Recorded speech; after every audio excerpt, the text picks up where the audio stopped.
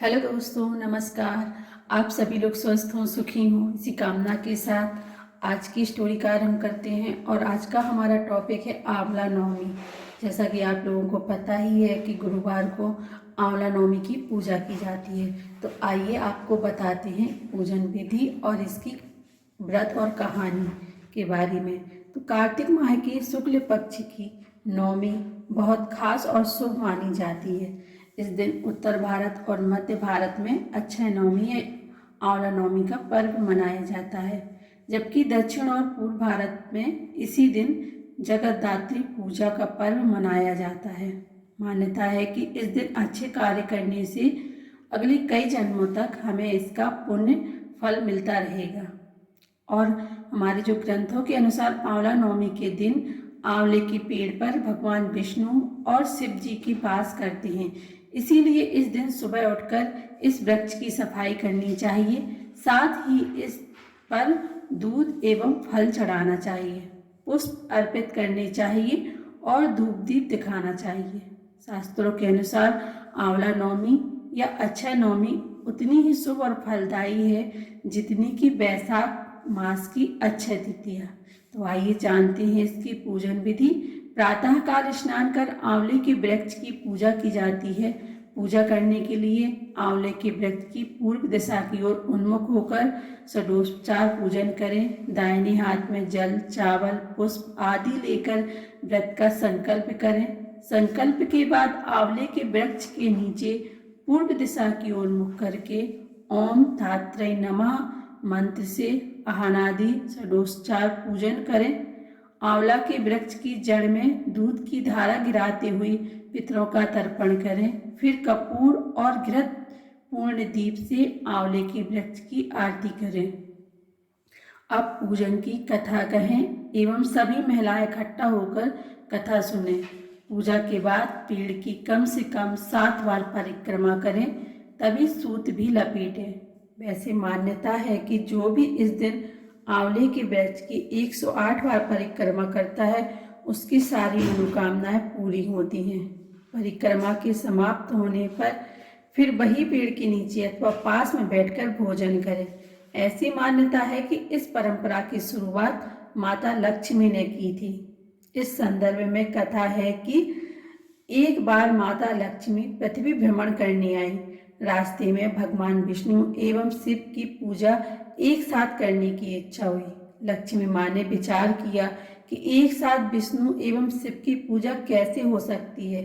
तभी उन्हें ख्याल आया कि तुलसी एवं बेल का गुण एक साथ आंवले में पाया जाता है। तुलसी भगवान विष्णु को प्रिय है और बेल शिव को। आंवले के वृक्ष को विष्णु और शिव का प्रतीक चिन्ह मानकर माँ लक्ष्मी ने आंवले की वृक्ष की पूजा की। पूजा से प्रसन्न होकर विष्णु भगवान और शिव भगवान प्रकट हुए। लक्ष्मी माता ने आंवले के वृक्ष के नीचे भोजन बनाकर विष्णु भगवान और शंकर भगवान को भोजन करवाया। इसके बाद स्वयं भोजन किया। जिस दिन यह घटना हुई थी उस दिन कार्तिक शुक्ल नवमी तिथि थी। इसी समय से यह परंपरा चली आ रही है। इस दिन किसी गरीब अथवा ब्राह्मण महिला को श्रृंगार का सामान एवं साड़ी ब्लाउज दान करें एवं दक्षिणा दें। इस दिन अपने सामर्थ्य अनुसार गरीबों को अनाज का भी दान करें। आइए जानते हैं आंवला नवमी का महत्व। मान्यता है कि जो व्यक्ति आंवला नवमी या अक्षय नवमी का व्रत रखता है अथवा पूजन करता है उसे असीम शांति मिलती है, उसका मन पवित्र होता है और वह जन्म मरण के बंधन से मुक्त हो जाता है। इसीलिए उसे बार बार जन्म लेने की आवश्यकता नहीं होती है। वह अपने लक्ष्य को भली भांति समझता है।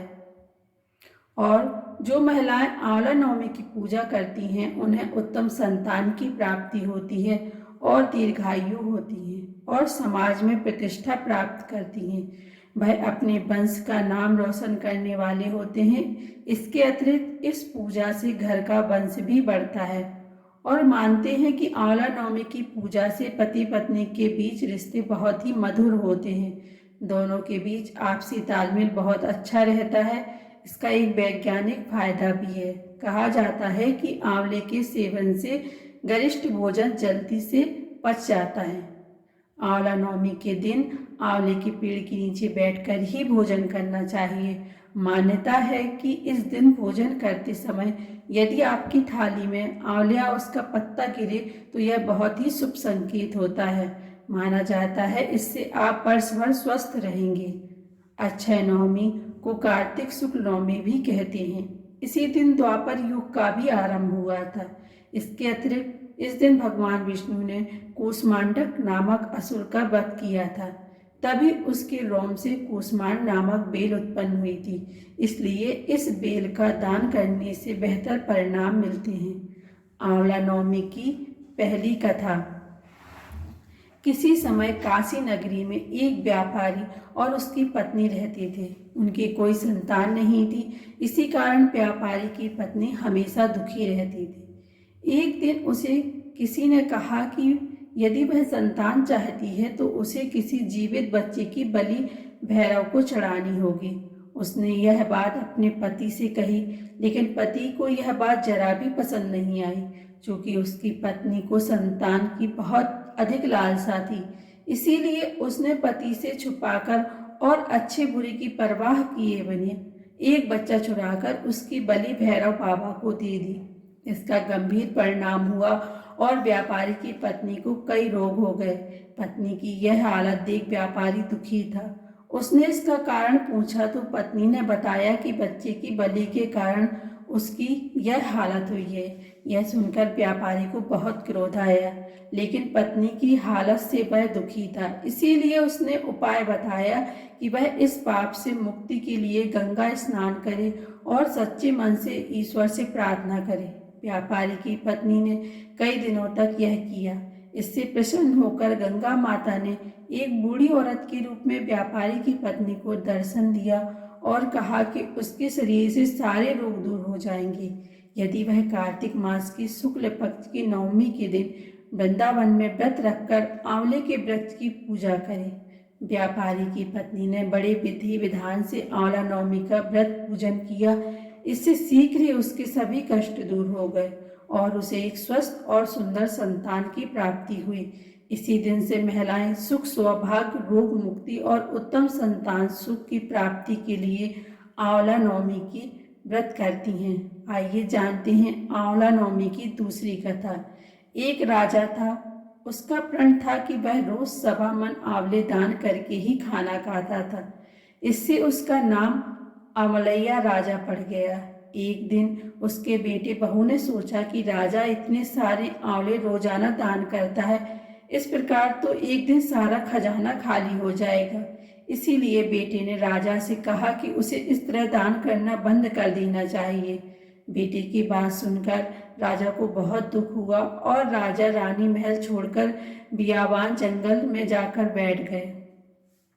राजा रानी आंवला दान नहीं कर पाए और प्रण के कारण कुछ खाया नहीं। जब भूखे प्यासे 7 दिन हो गए तब भगवान ने सोचा कि यदि मैंने इसका प्रण नहीं रखा और इसका सत नहीं रखा तो विश्वास चला जाएगा।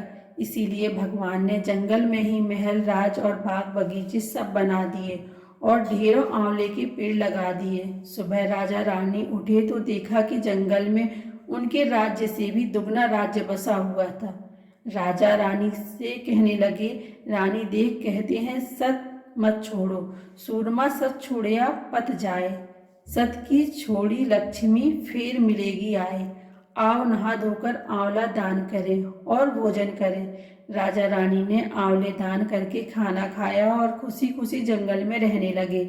उधर आंवला देवता का अपमान करके ने व माता पिता से बुरा व्यवहार करने के कारण बहू बेटे के बुरे दिन आ गए। राज्य दुश्मनों ने छीन लिया। दाने दाने को मोहताज हो गए और काम ढूंढते हुए अपने पिताजी के राज्य में आ पहुंचे। उनके हालात इतने बिगड़े हुए थे कि पिता ने उन्हें बिना पहचाने हुए काम पर रख लिया। बेटे बहू सोच भी नहीं सकते थे कि उनके माता पिता इतने बड़े राज्य के मालिक भी हो सकते हैं, सो उन्होंने भी अपने माता पिता को नहीं पहचाना। एक दिन बहू ने सास के बाल गूंथते समय उसकी पीठ पर मस्सा देखा। उसे यह सोचकर रोना आने लगा कि ऐसा मस्सा मेरी सास को भी था। हमने ये सोचकर उन्हें आंवले दान करने से रोका था कि हमारा धन नष्ट हो जाएगा। आज वे लोग ना जाने कहाँ होंगे, यह सोचकर बहू को रोना आने लगा और आंसू टपक टपक कर सास की पीठ पर गिरने लगे।